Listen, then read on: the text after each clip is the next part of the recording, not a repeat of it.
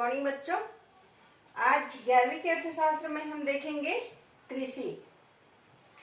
कृषि में हम देखते हैं कृषि जो है भारतीय अर्थव्यवस्था का वह घटक है जो प्राकृतिक संसाधनों द्वारा उत्पादन में सहयोग देते हैं, वस्तुओं के उत्पादन करने में उद्योगों को और जो खाद्य पदार्थों के उत्पादन में सहयोग देते हैं। कृषि जो है खाद्य पदार्थ हो या अन्य चीज, जैसे उद्योगों के लिए कच्चा माल और जो उत्पादन हम करते हैं तो उसके लिए जो घटक होते हैं उनके लिए बहुत उपयोगी होता है। तो कृषि जो है जोतों के द्वारा एक ऐसा क्षेत्र जिसको जो जोत है उसको उसमें हल चलाकर उत्पादन करना कृषि कहलाता है। बहुत सारे लोगों को उसमें रोजगार मिलता है क्योंकि भारत जो है कृषि प्रधान देश है। 50% से अधिक लोग यहाँ पर कृषि करते हैं और उतने ही लोग यहाँ पर उसी में रोजगार पाते हैं। तो कृषि का है भारतीय अर्थव्यवस्था का वह घटक है जो प्राकृतिक संसाधनों के द्वारा उत्पादन किया जाता है। भारतीय अर्थव्यवस्था में कृषि का महत्व सकल घरेलू उत्पादन में योगदान में योगदान देता है कृषि, क्योंकि उत्पादन के जो साधन होते हैं खाद्य के लिए हो, खाने के लिए हो या व्यापार के लिए हो, उद्योग के लिए कच्चा माल हो, ये हमारे जो कृषि है वो सकल घरेलू उत्पादन में योगदान देते हैं। क्योंकि पूरे भारत में खाद्यान्न की पूर्ति कृषि से होती है और जो उद्योगों को कच्चा माल कृषि से होता है और बहुत सारे जो लोग हैं वो कृषि पर निर्भर रहते हैं और उसी से उनको रोजगार मिलता है। दूसरा है भोजन व चारे की पूर्ति। कृषि के द्वारा लोगों को भोजन तो मिलता ही है, साथ में हम हमारे जो आश्रित हैं जानवर उनको चारे की पूर्ति उसी से होती है, कृषि से होती है, क्योंकि उसके जो अन्न से भूसा बनता है और उसके डंठल या जो और भी जो अवशिष्ट उससे निकलता है वो सब चीज जानवरों के उपयोग के लिए होता है। तो जानवर जो है हम कृषि के लिए उपयोग करते हैं, दूध के लिए उपयोग करते हैं, मांस के लिए जो हम पालते हैं वो सारी सब के लिए भोजन की पूर्ति कृषि से ही होता है। तीसरा है रोजगार। हमारा देश जो है कृषि प्रधान देश है और जैसे भी हो हमारे देश में रोजगार 50% लोगों को कृषि से ही रोजगार मिलता है। छिपी हुई बेरोजगारी या हम समझेंगे कि रोजगार उनको मिलता है, कई ऐसे होता है कि उसमें आश्रित रहते हैं, उससे रोजगार मिलता है और पता ही नहीं चलता। बहुत लोगों को कृषि से रोजगार मिलता है।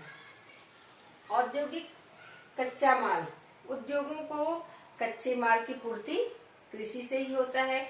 जूट का है, गन्ने का है और चावल का है, गेहूं का है, ये सब कृषि के उद्योगों के लिए कच्चे माल का उपयोग आता है। क्योंकि हम बहुत सारे उद्योग हैं, जैसे गेहूं का है और चावल का है, पोहाओं का और टोस्ट का है, ब्रेड का है और धागा का है, रुई का है, गन्ना का है और कपास का है।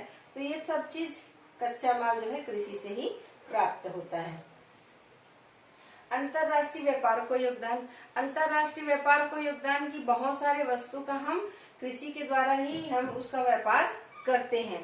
चाय है और कॉफी है, तंबाकू है, इन सब चीजों का हम उत्पादन करते हैं और उसको हम विदेशों को निर्यात करते हैं, जिससे हमको विदेशी मुद्रा की प्राप्ति होती है। चाय हो गया, तंबाकू हो गया और कहवा हो गया और जूट, इसका हम निर्यात करते हैं। घरेलू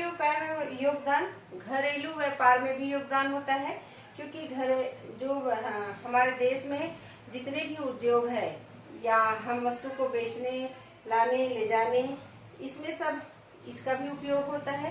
क्योंकि व्यापार विदेशी के साथ कर रहे हैं वही नहीं है, पूरे देश में भी कृषिगत वस्तुओं का यहाँ पर व्यापारों के लिए, खाने के लिए, अन्य जरूरतों की पूर्ति कृषि से होती है। छठवां है यातायात उद्योग का आर्थिक आधार। यातायात उद्योग का आर्थिक आधार भी है। कृषि की वस्तुएं जो हम उपयोग करते हैं, उत्पादन करते हैं, उसको दूसरी जगह भेजते हैं, उसको लाने ले जाने में सड़क, रेल, इन सब की आवश्यकता पड़ती है, जिसको हम उपयोग करके उनकी पूर्ति करते हैं। उससे रेल, सड़क, व्यापार चलते रहता है, क्योंकि कृषि व्यापार उद्योग कृषि से उत्पादन तो करते हैं, उत्पादन का माल हम एक स्थान से दूसरे स्थान ले जाते हैं और बड़े व्यापारी से फुटकर व्यापारी फिर उपभोक्ता तक पहुंचाते हैं। तो इसके लिए हमें यातायात की आवश्यकता पड़ती है, उनके थ्रू यातायात चलता है। भारतीय कृषि की अब विशेषता ये हम पढ़े हैं। क्या है भारतीय कृषि का महत्व? क्या है महत्व? में सकल घरेलू उत्पादन में योगदान होता है कृषि का, भोजन में चारे की पूर्ति होती है, रोजगार मिलता है, उद्योगों को कच्चा माल मिलता है, अंतर्राष्ट्रीय व्यापार में योगदान रहता है, घरेलू व्यापार में भी योगदान रहता है और यातायात उद्योग का आधार भी कृषि से होता है। अब भारतीय कृषि की विशेषता देखेंगे। वैज्ञानिक ढंग से खेती। भारतीय कृषि है जो अब परंपरागत कृषि को कम करते हुए वैज्ञानिक ढंग से कृषि करना प्रारंभ कर दिए हैं। जोतों का आकार थोड़ा बढ़ा दिए हैं और उसमें ट्रैक्टर, थ्रेसर और जो हार्वेस्टर है, ट्रैक्टर है, इन सब मशीनों का उपयोग करके उत्पादन को बढ़ा रहे हैं। दूसरा है कृषि उत्पादन में उतार चढ़ाव। यहाँ के कृषि उत्पादन में उतार चढ़ाव होता रहता है, क्योंकि मानसून पर निर्भर करते हैं। मानसून पर निर्भर करने से कभी कभी ओलावृष्टि, कभी कभी बाढ़, कभी कभी सूखा, इस स्थिति में कृषि के उत्पादन में उतार चढ़ाव होते रहता है।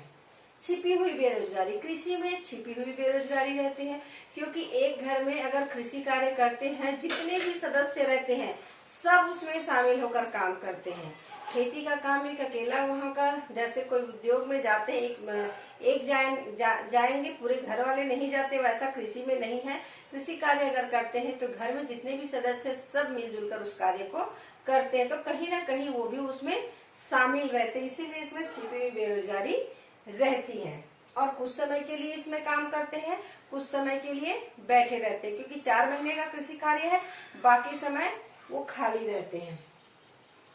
परंपरागत आगते। परंपरागत आगते कृषि की एक मुख्य ये है कि ज्यादातर लोग यहाँ गरीब होते हैं और गरीबी के कारण भी बहुत सारे यंत्रों का प्रयोग नहीं कर पाते हैं।